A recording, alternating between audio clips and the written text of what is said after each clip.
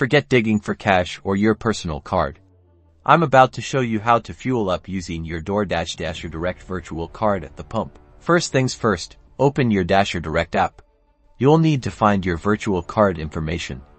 It usually requires a fingerprint or PIN to unlock for security. Jot down, memorize, or copy your card number, expiration date, and the all-important CVV code. You'll need all of this information. Head to the gas pump and select the credit card option on the payment screen. This is how you'll be using your virtual card, just like a regular credit card. Carefully enter the entire virtual card number from your DasherDirect app into the keypad on the gas pump. Double check for accuracy. Next, the pump will ask for the expiration date. Enter the expiration date exactly as it appears on your virtual card in the app. Finally, enter the CVV code.